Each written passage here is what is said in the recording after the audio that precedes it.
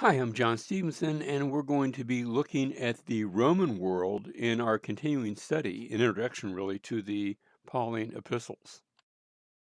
We have at the end of the first century before Christ a transition. We speak of the Roman Republic, but then it's going to transition to the Roman Empire. The person who brings this about really is Julius Caesar. When I speak of the Roman Republic, that means that they had a system of checks and balances. There was the Senate, there were the sort of the people's assembly, and there would be two consuls. We would think of them in the United States as presidents. Two consuls that would be elected for a period of 1 year. And then after that, they would step down, and two more consuls would be elected. And these consuls, like I said, think of them as presidents.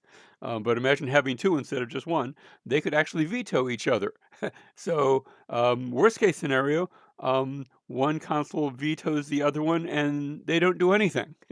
Which means that they have to be in agreement. This is the idea, at least. They had to be in agreement to make anything go. That changes with Julius Caesar, who really makes himself. He comes in, he takes over, has a classic confrontation with Pompey that we talked about in a previous class, and Caesar wins. And at the end of that, he becomes now a dictator. He actually takes the title for himself, not a king. In fact, the Romans were abhorrent to the idea of ever having a king over themselves. They didn't mind if other countries had their own kings, but they had gotten rid of the idea of kings. They had actually fought a war back in their early history. No more kings. And so Julius Caesar instead is recognized as an emperor. Well, isn't that like a king? Well, no. Maybe it's all in the wording, but he is still going through the Senate, and he's still, now he's really pushing through the laws that he wants, and there's no one to veto him. But he makes a great deal of changes. It was a time of great unrest, and in the end, there were those that were afraid that even though he hadn't taken the title, he was beginning to act like a king. And so in the end, Julius Caesar is assassinated by members of the Senate. They all gather around, and they're plunging knives into him. And he actually falls as the statue of Pompey, the same Pompey that he had fought and won against. Um, and it looked like, well, is now Rome going to go back from republic to empire and back to republic? That doesn't happen. Instead, we have, and it doesn't happen overnight, but the rise of Octavius Augustus. Now, Octavius was the nephew of Caesar, and when Caesar's will was read, it was discovered that Caesar had actually legally adopted Octavius. So we refer to him as Octavius, and then the Augustus part, that's a title that is given to him later on by the Senate. But he actually changed his name to Gaius Julius Caesar, the same as his uncle, adopted father. We don't call him that because that would be confusing to us, and so I'm going to, whenever I refer to Octavius Augustus, I'll refer to him by that name rather than the name that he took for himself, Julius Caesar, because that would just confuse us. It was said of Octavius, actually, he made the comment that he had found Rome brick and he had left her marble. Now, he becomes an emperor too, but he plays politics very well. And so he says, "No, don't think of me as a king or an emperor or anything like that. Just think of me as the advisor to the Senate. I want to be known. Think of me as maybe the first citizen. You're honoring me, you're respecting me, but." I'm just here to give advice. Now, in the way he did that, he was actually pulling all the strings. He actually had a great deal, I would think, more power at the end than Julius Caesar ever had. Julius Caesar's his term was fairly short. Octavius, by contrast, is going to go from 31 BC all the way to around 15 AD. He retires actually at the end, a couple of years that he retires. But that's a very long period, and that period is known as the Pax Romana, the peace of Rome, because there were relatively few conflicts. I'm not saying there weren't any, but especially compared to what had come before and even what would come after, this was a period of great peace and prosperity. Now, subsequent emperors, by the way, during the time of Octavius Augustus, that's when Jesus was born, according to Luke chapter 2. Luke actually names Caesar Augustus as being the emperor at that time. But now we're going to see subsequent emperors, Tiberius being the first one, and Tiberius is the emperor when Jesus is crucified. Now, Tiberius, I don't think had ever heard of Jesus, because the crucifixion of Jesus, that was on the outer realms of the empire. As far as Tiberius was concerned, that was just somebody being executed, in an outward province, and he didn't get news reports like that. And so he likely never heard of the question of Jesus or the Christians or anything like that. It just didn't come across his plate. Um, and so, but he's the emperor when Jesus is crucified. Next, we have Caligula, and Caligula, Tiberius had no male children that were alive when he died. And Caligula was a nephew, but now becomes the next Roman emperor. Doesn't reign all that long, and it's not a particularly good reign. In fact, most scholars believe that he just went absolutely certifiably insane, as he soon after he had begun his reign, and just began doing some really strange things, even strange by Roman standards. And one of the things that he seeks to do, he hears about the temple in Jerusalem. He actually had one of his very close friends was Herod Agrippa, the same Herod Agrippa that you read about in Acts chapter 12. They had been students together and friends together, and he hears about the temple in Jerusalem and how the temple, he hears the story about when the priests go into the temple. There's the lampstand and the table of showbread and the Holy of Holies. But inside the Holy of Holies, there was nothing. The Ark of the Covenant had long since been lost. That was lost in the days of the Babylonian Empire, many hundreds of years earlier. And he says, the problem with you Jewish people, you don't have a God that you can see. You need one. And he gave orders for the Roman governor up in, let me see, probably in Antioch, to go down and put a statue of Caligula in the temple. Now, the orders were questioned and they weren't immediately carried out. And Caligula's good friend, Agrippa, made a quick trip to Rome and said, "No, please don't do that. You'll create a revolt. We're not allowed to have statues. That's against our religion," and talked him down from that. So he did not go through with it.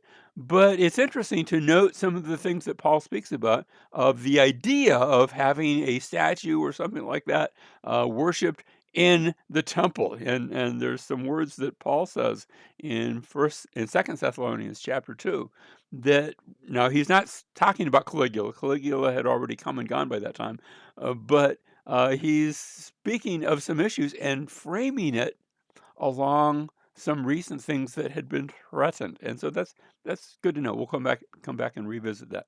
That's Caligula. He's eventually assassinated by the Praetorian Guard, by the people that are assigned to protect him. Those are the ones that put him to death. Next, we have Claudius. Caligula had no children. Notice we've had a few emperors that had no children of their own. And Claudius was actually the uncle of Caligula. Um, the story goes that he had a little bit of a deformity. Part of his face was didn't work quite right and would drool a little bit, and so people used to think that he was not very smart. Actually, he had been quite intelligent, and Claudius in the scriptures is going to be mentioned because there's a conflict that breaks out over somebody named Christus. Sounds a lot like Christ. I think that's a reference to the one that the Christians were following, Christ. Not that Christ was alive, but there was a conflict between the Jews and followers of this Christus, followers of Christ, in Rome. And as a result, Claudius gives the order that all Jews are to leave not just Rome, but they're to leave Italy. Now, I'm not sure that they all do that, but some do, including a couple well known to us, Aquila and Priscilla, who leave Italy at that time, and they make their way to Corinth in Greece, and that's where they meet the Apostle Paul as a result of the edict of Claudius. Next, we have Nero, and he's going to be the last Roman emperor about whom we will speak. And there are going to be a great many Roman emperors after this, but this is also the last of the Julian emperors, that is, the emperors that are related in some way, shape, or form to Julius Caesar. Um, and Nero comes to the throne. Again, Claudius didn't have any male children of his own, but he had remarried, and his new wife had a son that came with her, and that was Nero. And so he becomes the new emperor. I'm not sure he ever wanted to be emperor. He actually wanted to be an actor, and that was considered outrageous. Actors today, in fact, we've actually had some presidents that had originally been actors and then they became presidents. We've actually, I think, maybe have had one or two presidents that went in the other direction and became presidents and then later on became actors. But in Roman society, actors were usually slaves. And so to be an actor or an athlete, I mean, you could be strong and fast and things like that, but to participate in games, oh, that was just for slaves to do, or other lower cultures. The Roman himself saw himself always on display, and so the idea that Nero actually tried to act and tried to sing in public and tried to perform, that was rather scandalous, and his popularity went down rather heavily, so much so that when a fire broke out in Rome, and the story went out that well, some people actually had suspected Nero of setting the fire. I don't think he did that, but one story had gone out that he got back to Rome as Rome was burning, and that he had gone up to his terrace and looked over the conflagration and had begun to play his lyre about the burning of the city of Troy, again, wanting to perform. And that just caused his popularity rate to go way, way down. And he needed somebody to blame for it. And so he chose the Christians. Now, the New Testament doesn't make specific reference to Nero, but he was around in the days of the Apostle Paul. And it's under Nero that the Apostle Paul is going to be arrested and tried. And according to church tradition, will be put to death at the orders of Nero. And so Nero will institute a persecution against the Christians. This will be the first actual persecution. There had been other persecutions prior to this, but not really by the Romans, usually at the hands of lower magistrates or at the hands of the Jews.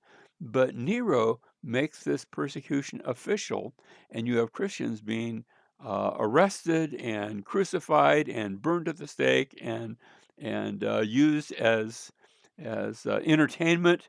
Their death would be entertainment for the masses. Um, and so he's the last emperor that we're going to talk about. He actually dies, commits suicide in January of 69, unleashing a whole series of other emperors that come after him. They call that year the year of the four emperors. But also at the end of that time, in the year 70, we're going to have the destruction of Jerusalem at the hands of the Romans. We'll talk about that in another caveat. Now, I want to spend just a minute speaking about the explosive growth of Christianity. Of course, we begin, and when I say Christianity, I'm talking about not the followers of the Messiah before Jesus had come, but once Jesus had come, of course. And notice I have placed a little marker there in the place of Jerusalem and Judea. But from there, we're going to see the gospel go out in the book of Acts. We see it first go up to Antioch, and eventually Paul comes to Antioch and begins his missionary journeys, which take him both to Cyprus but also into Anatolia, what we call Turkey today, but back then the designation for that whole area was Anatolia. In the second missionary journey, that will be expanded even further to the west into various portions of Macedonia and Greece.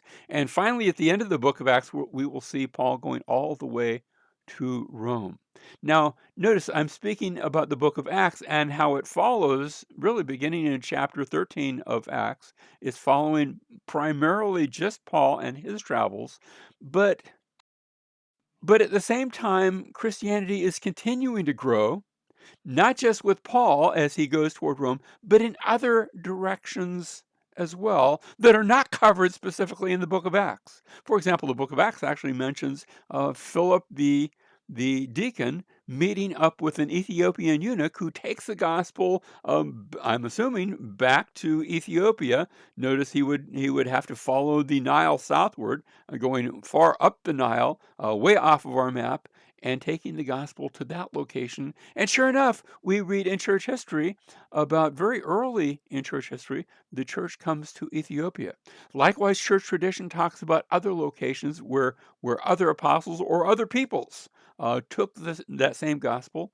If you go to Egypt today and walk into any Egyptian church and say, "Who first brought the gospel here to Egypt?" They will tell you the disciple Mark is the one who brought it. He's their they think of him as almost like their patron saint, the one who. And then there are stories if you go to India and ask the same question there, they will say, "Oh, Thomas came here and brought the gospel here." Now, I'm not sure if that's accurate or not, but yes, Christianity moved out in all directions, although the book of Acts and in our study of Paul, we're going to focus mostly on that westward movement. But I want to point out that it was moving in other directions as well.